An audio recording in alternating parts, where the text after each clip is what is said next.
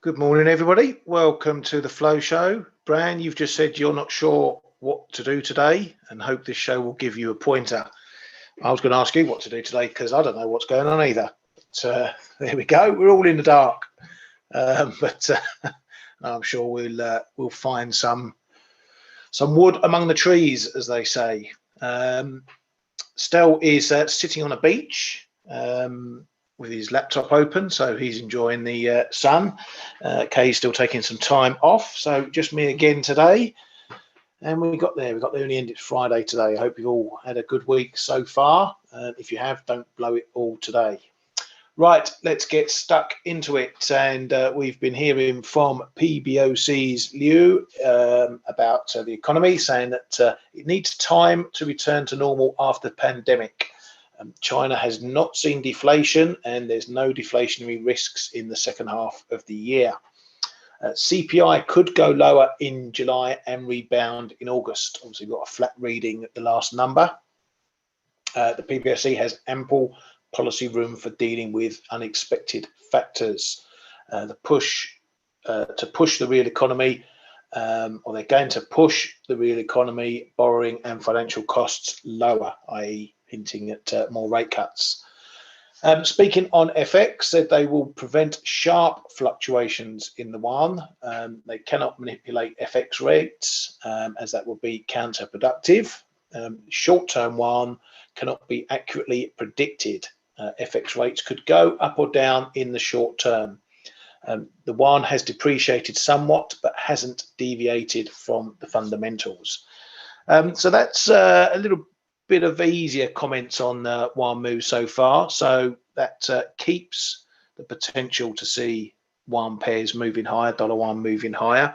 For now, we're under the cosh of what's going on in the dollar mainly, hence why we're continuing to see weakness in dollar yuan. Again, I'm still not quite ready to look at picking it up again on the long side, particularly with what's going on in the dollar at the moment, because it is a bit volatile. Coming over to Japan, a bit of data out of Japan overnight. Industrial production coming in worse than expected, minus 2.2%. Capacity utilization down as well. So it's another bit of a weak number on top of what we've seen already this week. Now, there is some news, further rumours about a tweak to the Bank of Japan and what they're doing. And Yomiuri Press in Japan said that the Bank of Japan is likely to raise its fiscal year 2023 inflation forecast above 2%, which would be quite a significant move because even at their last forecast, they had it coming in below 2%. So a move above 2% in their forecasts would be an indication that they are seeing inflation pressures and maybe things won't dip back as far as they expect, thus raising the prospect of them moving out of easing. It remains to be seen whether they do that or not. We're still bereft of any BOJ talking heads. I did wonder why they weren't popping up left, right and centre, particularly in Parliament, as they tend to do. But then I checked it out and I forgot that Parliament session ended, I think, the 22nd of June.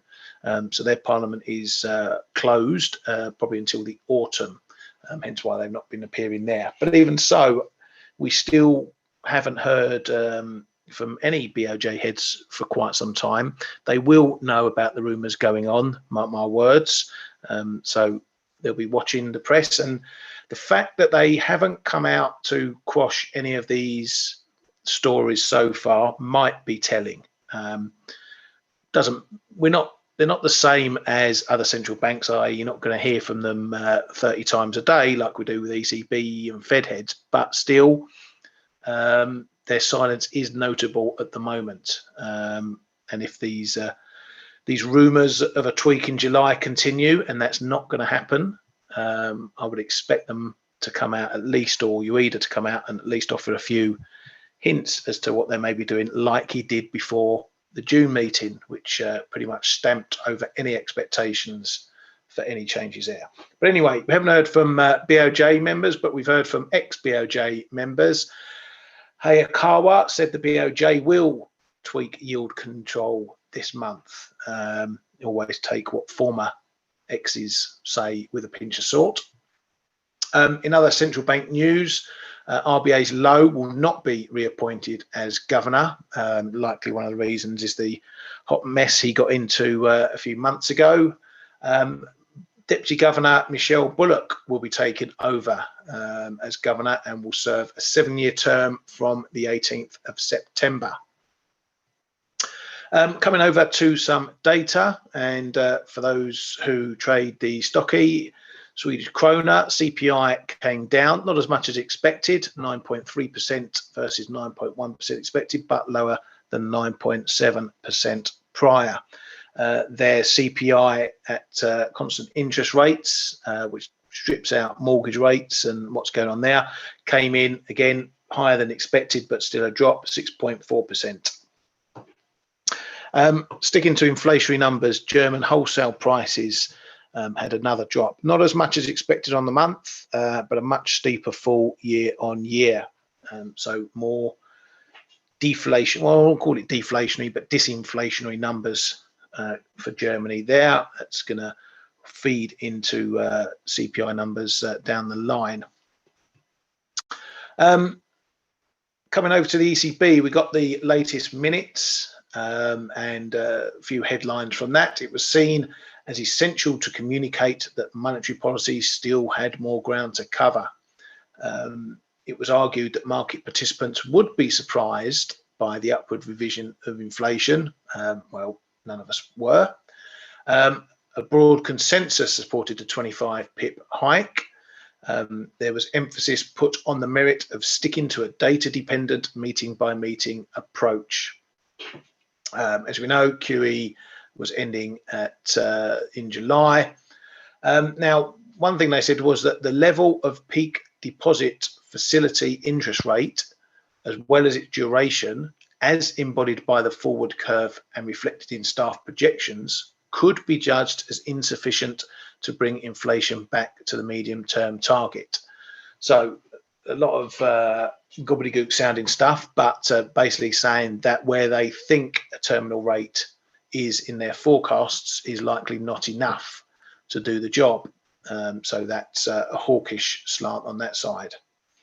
The Governing Council should stress that fiscal policy needed to be tightened. Well, as we heard from draft meeting minutes or whatever, Europe is going to look to end energy subsidies. So that will fall nicely into the ECB's path.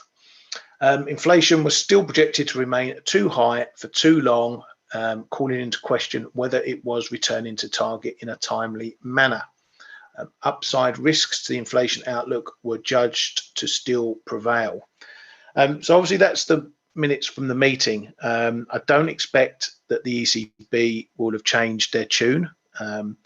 What we have seen, as mentioned, particularly yesterday, was a bit of a pull down in terminal rate expectations for many central banks on the back of the US data and what that's done to Fed expectations. So Bank of England peak rate has been pulled down slightly. ECB peak rate has been pulled down slightly. What all these central bankers won't, or what they will do, is they'll be coming out to reinforce their rhetoric.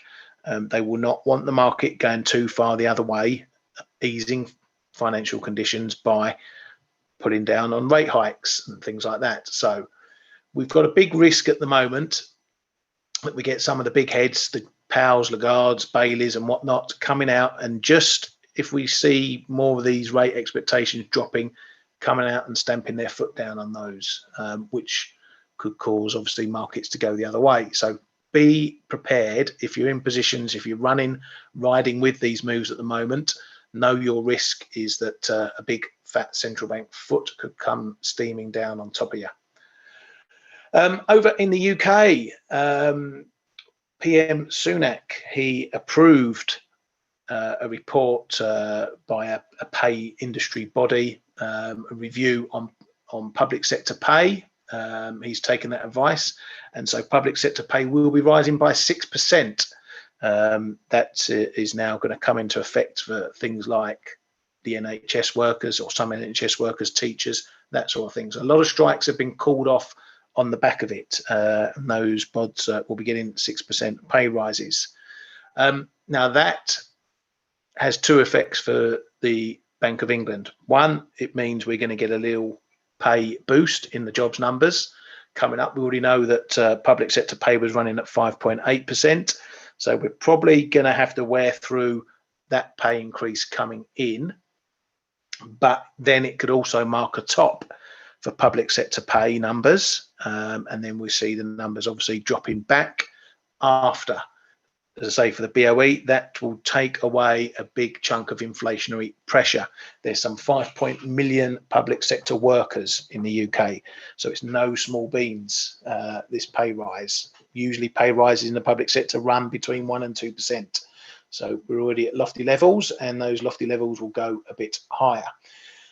Now, how they're going to pay for it has been the question. They're not going to raise taxes. They're not. What they're basically going to do is cut other services. So they're not going to increase borrowing either. So as they give with one hand, they'll be taking with another. We'll wait to see what the moaning and groaning comes from that.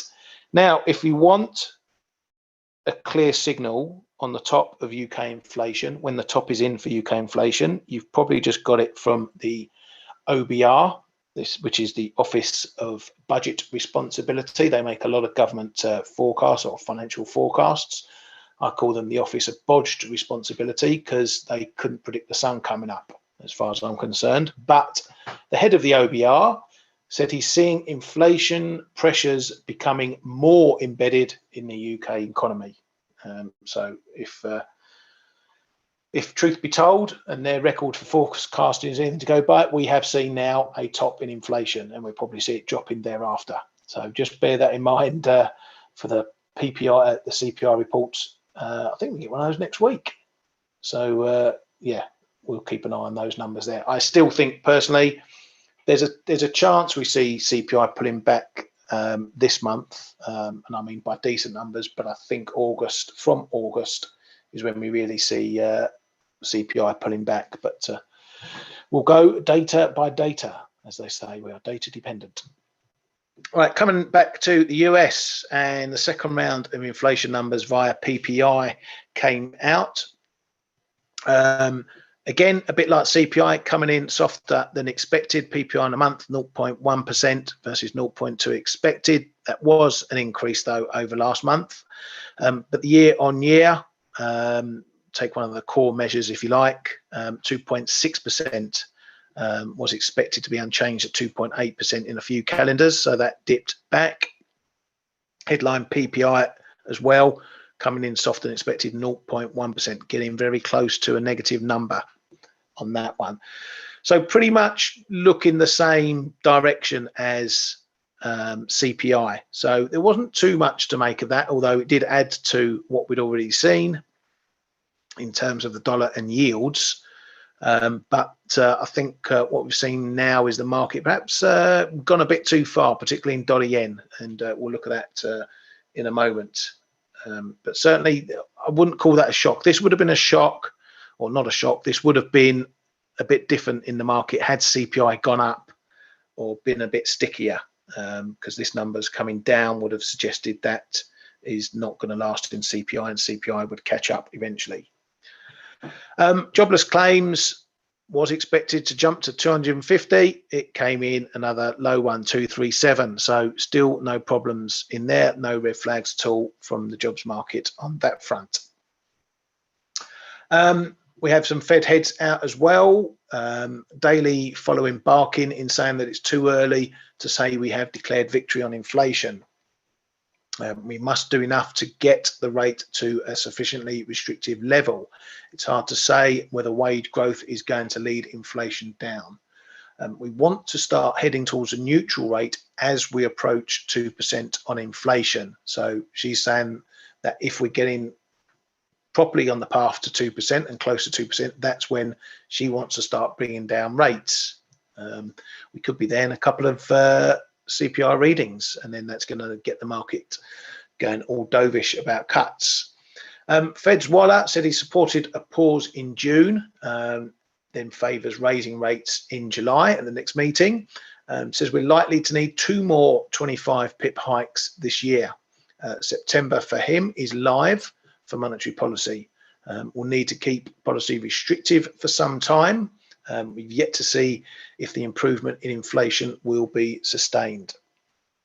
Now we're losing one of our favourite Fed members, Bully Bullard. He's leaving the 14th of August. He's off to pastures new, so we will be losing his dulcet tones from things. He's one of the most hawkish currently on the Fed board, or in part of the Fed. So he's off. We'll see who takes over. Looking at some spending data, I mentioned the Amazon Day sales on the first day. It was a 2-day sale. On the second day, July 12th, consumers spent 6.3 billion, which was up 6.4% over last year. Now, across both days, 12.7 billion was spent, and that was 6.1% growth year on year. Now, there's going to be several different discussions on this. One of them is something that Steve likes to point out regarding the amount of sales and the value of sales, is that consumers may be paying more but getting less. My thought on that is slightly different. It's that consumers are still spending even if they're getting less. If they bought 2 fire sticks for $100 last year and they're only buying one for $106.40, marking that 6.4% increase, they're still spending that $6 more than they spent last year. So even if they're getting less, they are still spending.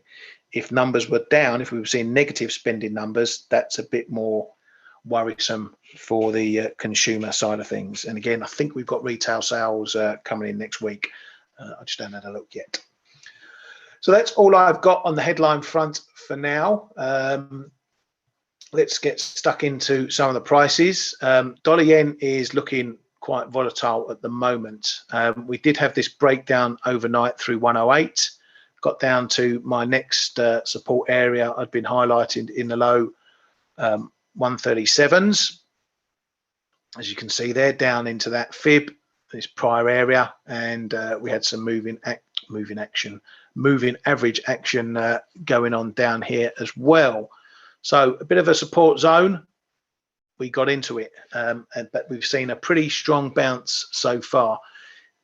At the moment, this is looking like perhaps this move down is looking like it feels like a last blowout. This was the last blowout move lower because this bounce is pretty strong. So could be a bit of profit taken in there, but we've broken back above 138 pretty swiftly. We're holding well above it now. So this is looking like a bit of an extreme move down here. Does that mean we're going all the way back up to the 140s? That remains to be seen. The first level we need to take on, as I pointed out yesterday, is this 139 area. Unless we get back above there, then we're keeping this move in play. 138 might become a bit of a pivot level. What we could find is that we build a bit of a short-term range now between 139 and somewhere down in the 137s. That's what I'll be looking for anyway. I'm sitting on my hands now. I did trade around in here. I was short at 139.20s. I got out of that yesterday. Went long 138s, got some off in that move up there, then got stopped out, flipped to reverse overnight, made 30 pips on half the trade. I had a TP at 137.50, made 50 pips there, 30 pips there, then got stopped on the other half for minus 30 pips. So a net zero trade on the short attempt. But now I'm flat, and I'm going to let this play out. I want to see what develops now. I want a bit more evidence before I start jumping in, because this could be a bit of a middling move here. As I say, 138 down to these lows is now the 2 levels to watch. If we trade in between, fine, we set up a bit of a range. If we start breaking one side or another to the downside, the move's not done. Are we going to continue? If we break to the upside, that suggests we've got this area, 137s, 138s, as a bit of a bottom.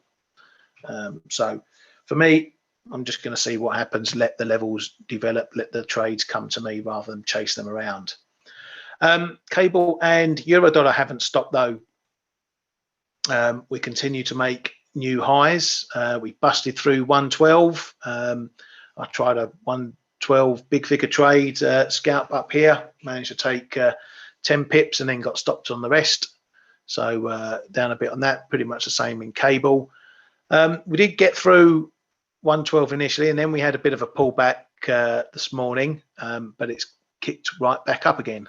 So there's no let up yet for this one, whereas dollar yen might be finding a bit of a bottom. There's no signs of this one really finding a top just yet. Just this little high, it may only be a few pips above this one, even just 1 or 2 pips above this one, but it keeps the pressure on. What you want to see is when you make a high is a lower high, because that suggests that the sellers are protecting this previous high. The fact we've broken it suggests we're perhaps not done yet. If we have a little dip down, we need to see what happens with this low down in the big figure 112. If it can't get down that far, then that suggests we're going to keep moving higher. What you want to see, as we've been talking about all week, and Gavin's done a good job in our chat room and explained this as well, is you look for your higher highs to say the move's carrying on.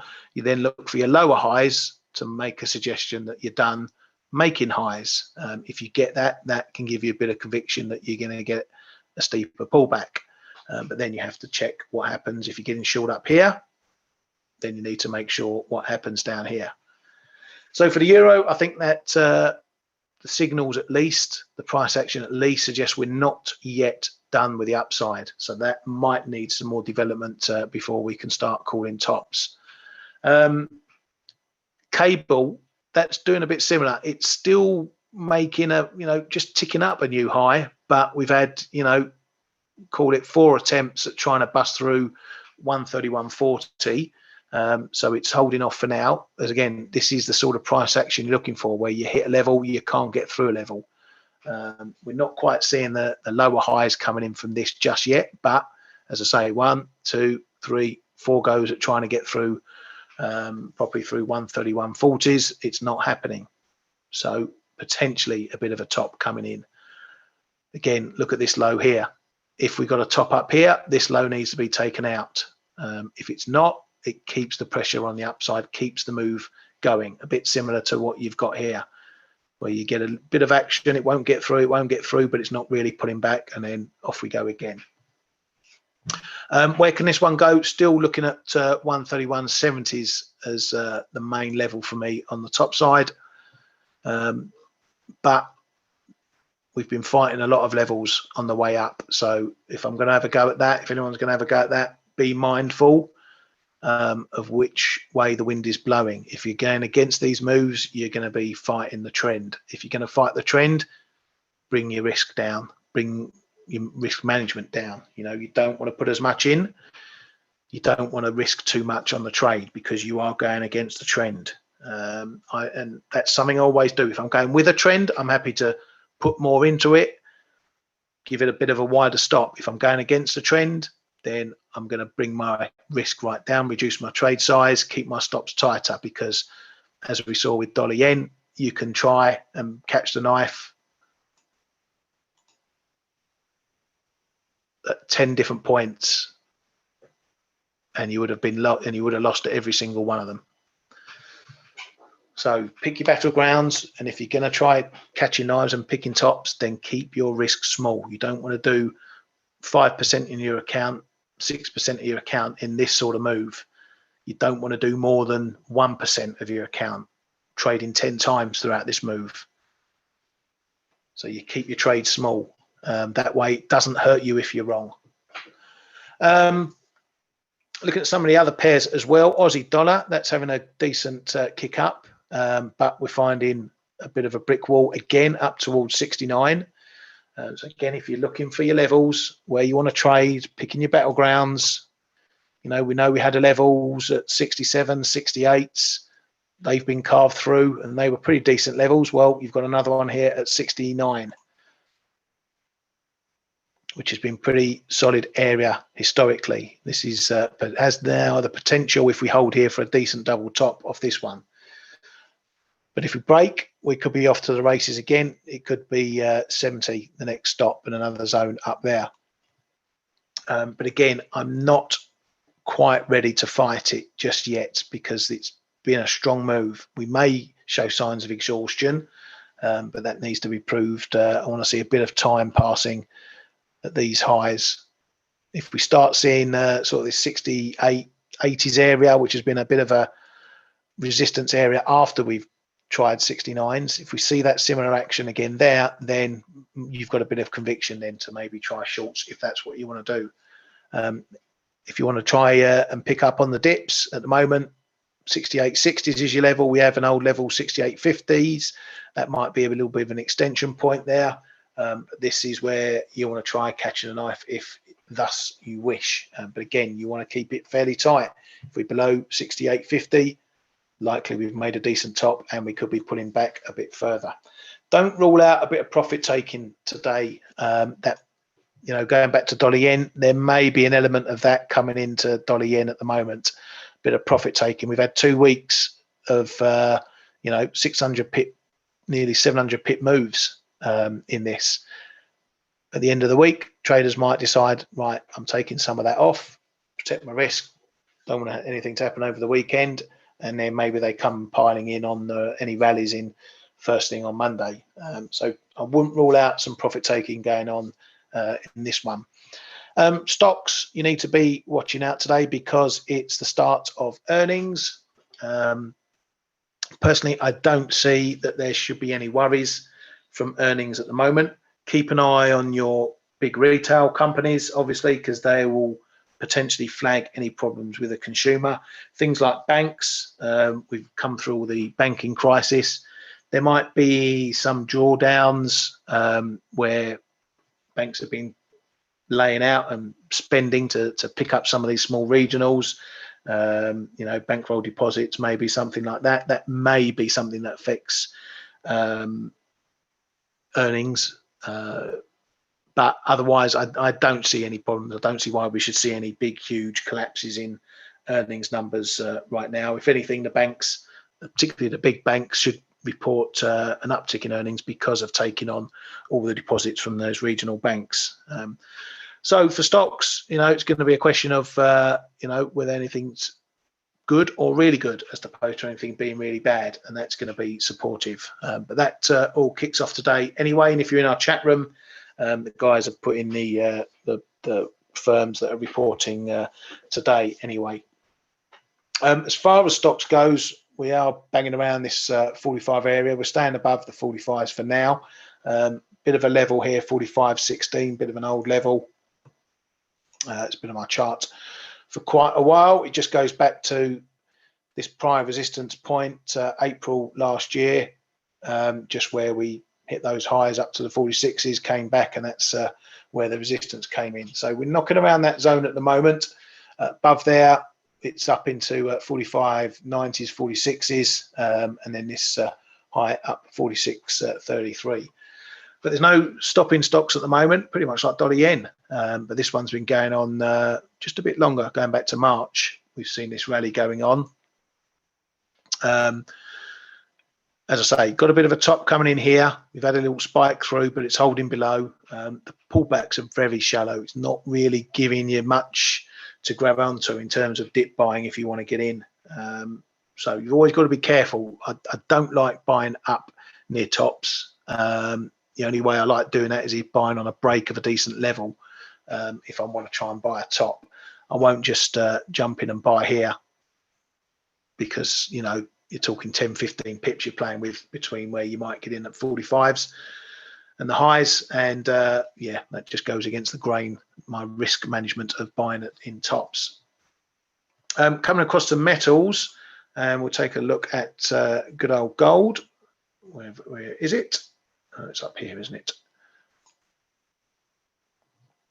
So not managing to make any more headway over the last day or so. Now we're again just finding this bit of consolidation going on. So when you get periods like this, when you get markets, they have a big move, then they have a little pause. You have to watch the price action, see what develops. So the downside is a little bit messy. We've had lows, we've had a little bit lower, then it's coming a bit higher and whatever. So to me, it's not very clear what's going on up here. To me, the door is open that we could get a bigger pullback, whereas the top side just becoming a little bit more defined around this 60 area, 63s, 64s. Just several goes at having a go, can't get through. So a bit more defined up there. I want to see a bit more definition coming in down here, just to give yourself some confidence whether you want to dip buy or whether you want to rally sell. It's all about the price action going on there for that one. Let's have a look at a couple of your questions going on here. The weekly moving average at 112.50 looks like resistance. Is it 112.50? I thought I had that. I thought I had the weekly moving average at 111.84. Well, it might be another one. Let's have a look.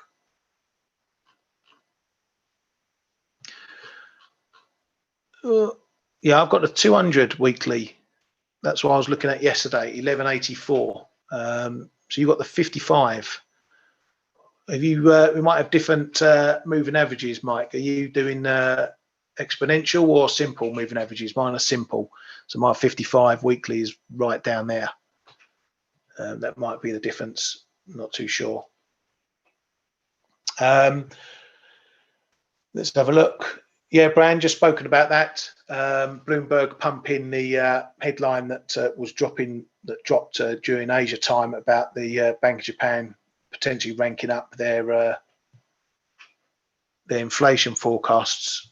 I don't know why your 55's right up there, Mike. Mine's down here. Very strange. Okay, if you're in the chat room, we could have discussed it.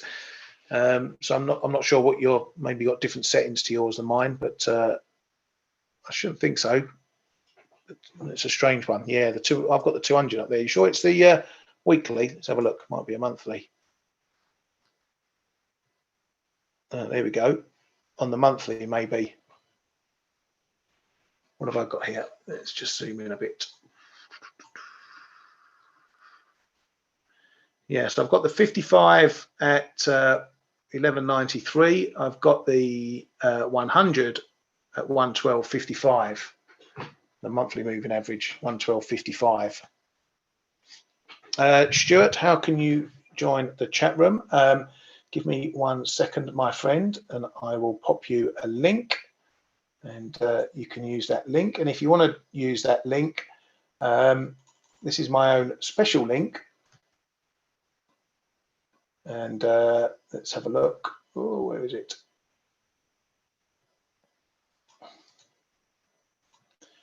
Just have a look at that link there, Stuart, because it will give you a discount to the site as well. But yeah, coming back to your it is the monthly. See, trying to catch me out, aren't you, mate? Yeah, the monthly, good spot actually. Gone through the. I didn't even notice that we had the 55 monthly up there as well. So I've got the 100 monthly as the moving average, not the 50. And I also use 55s, not 50s in my moving averages. I know there's not much difference between them. Some people like the 50. I've always used the 55. But good spot anyway. I've got the 100 right up there. So again, on a closing basis for this week, that could be important. Much like I mentioned about the weekly. So you can just about see it in there. We've got the 200 weekly moving average at 11.84. If we close above that today, that's going to be potentially a decent bullish signal. What might happen is that might become a bit of a support point. So if you're looking to buy the dip, look at that moving average, because if we come in the next week above that and we find that it's support, that's a good, could be a good place to pick up longs and maybe continue riding it higher. But anyway, good discussion on the moving averages there. Right, let's have a quick look around some of the other things going on, and please feel free to put some pairs that you want to discuss or some assets you want to discuss in the comments there, rather than me blathering on my lonesome. Just looking at oil, it's coming a bit shorter, shall we? So oil, we're still trucking on. I've got a big area up here, 82.50. It's an old fib level. It's also been a previous decent resistance point. We have had a little extension above it back in April, but it really starts from around 80.50. That's been a bit of an on-off level. If we get up to 82.50, it might be a bit tempting for oil players to put an end to this move, or try and put an end to this move. Apart from further production cuts, this is still a bit of a strange one, because there's no real fundamental reasons why oil should be going higher. I have seen some headlines that China imports have been at really high levels. They may be stocking up, who knows, because manufacturing is just as weak over there as it is everywhere else. Or they could be in a bit of a midst of a pickup in manufacturing, hence why they've got such large imports. And we also know they're putting their prices up, as the NDRC said they were doing this week. But fundamentally, I'm still a bit mixed about what's going on in oil, because the fundamentals don't suggest that this should be bullish. In fact, quite the opposite. But if it ain't going down, there's only one other way it can go, really. Just having a look at what we've got coming up today in the data front. We've got the flash Michigan numbers, Michigan consumer sentiment numbers coming in for July. So keep an eye on those ones. Obviously, keep an eye on these inflation numbers, 5-year and 1-year inflation numbers. That's really what the market will look at. We'll get an idea of the consumer, how they're feeling at the moment. They've been a bit chipper of late, so they've been quite positive of late. We're expecting, where are we? Another pickup to 65.5 from 64.4 prior. So that may be maintained. If these inflation numbers start printing with a 2 handle, that's going to feed further into a Fed pause. But if we get that plus consumer sentiment going up, that's going to feed into the soft landing narrative that we've been trading quite a lot as well. But yeah, nothing else really to write home about on the data front this afternoon, bar that. So it could be a market mover, considering how jumpy things are at the moment. As always, need to keep an eye on them yields. We've come back down through still 7.82. You had a bit of a trend line coming in through there. We're now down below that. Looks really much like we're back in the box now. So for the downside, we need to watch this 3.7 and then 360s, because that's where we held previously over the last month or so. We've had a little run up to the 4%. We've given that up very quickly. So the market is settling down to what it thinks rates are going to be doing moving forward. I still wasn't sure about what this move to 4% was. It looked like it was a potential asset switch, i.e. some flows coming out of bonds, taking their money elsewhere, maybe going into cash. But I think part of this steep move down is that those CPI numbers have come in, and some in the market have gone, right, well, we'd rather park our money in bonds, because why not? If we're going to earn, if rates are going to peak up here, this is as high as 10s are going to go. We can park our money for 10 years at 4%. If the Fed start to bring rates down again to a neutral level, be it 2.5%, 2%, 3%, well, then rates at 2-3%, and you're sitting in there for 10 years at 4.07%, 4.08%. So I can understand the feeling of this move coming in, because remember, yields go up when bonds are sold, yields go down when bonds are bought. So this is people buying, whereas they were selling. And one of the only reasons you might want to buy bonds, as I say, if rates are peaked, is to lock in at a decent return. Very little risk sitting in a government bond as opposed to other assets. If you want to look at the shorter end, though, we've also seen a bit of a pullback, 2 years. Maybe now starting to reflect where rates are likely to come down to initially. We had this bit of an area which was sort of our our rule of thumb for where rates might go to. We've obviously blasted through that because rates going to be holding into 5%, but the market thinking already 2 years out rates are going to be on their way down. As I said, the Fed will be watching these short-term bond moves or bond yields because they won't want to see the effect of their policies unwound too quickly. So for the rest of the day, I'm not sure what you want to look at. Be careful this dollar yen because it is a bit volatile at the moment, and I would say I'm sitting on my hands. I want to let it do its thing. Euro sterling, I'm still nursing longs down here off the 85 handle. We're sitting pretty much bang in the middle of the range, recent range up to 86, 85, 86, knocking around in the middle here. So I'm going to see what happens with that. If we get a decent rally, maybe up to 86s, 86 and a half, I'm going to look to knock some out. I still don't think we're done with the downside, but a bit of pressure has come off with, as I say, those central bank or expectations across all central banks easing a bit, particularly for the Bank of England. Peak rate expectations coming down. So it's taken a bit of bullish pressure out the pound in this pair. It doesn't mean it's taken it out in the other pair. Oh, Rick, you want to have a look at EA? Yep, no problem, mate. We can have a quick look at that. I can tell you the last time I had a decent look at this one. Right, it was looking pretty clear for me. You know, we've got decent resistance up at 165s. That's your main line up there. We have nicked a little low below this 62.47s.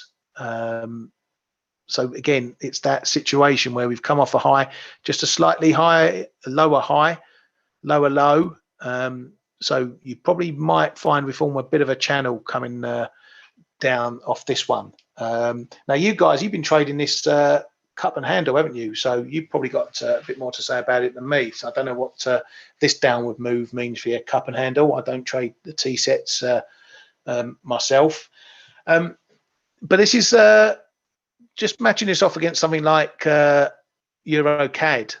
You know, we've got a bit of a difference between some of these Euro crosses where they can tend to move a bit of the same way. Now for Euro Aussie, Bullock is said to be felt like she's more on the dovish side of things. Hence why you might be seeing a little bit of a pickup in this one this morning, because she is a bit more dovish. So the RBA expectations are for them to now potentially stay on an extended pause. But obviously we need to see what comes from that further out. Bit of moving average action going on here. You got a bit of confluence up top with the 4-hour moving averages 55 and 100, and we got a decent bounce off the 200 moving average down there as well. So if we're not going to do much today, those might be your battlegrounds. Those might be the edges for this one. But as I said, EuroCAD is another one we looked at as well.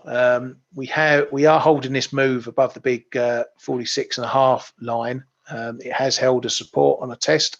We haven't had a retest.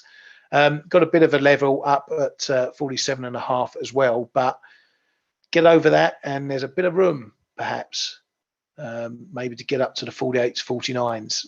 Maybe up here is a bit of a push up into the 150s. But if we get up there, that would potentially define a decent range top. It was a decent double top back in May. Another test up there might make it a big longer term top. So again, bit of patience needed, but note your big levels. Have them on the pad by the side of your desk somewhere, or just put a bit of a thicker line in like I do here, and just keep them in mind.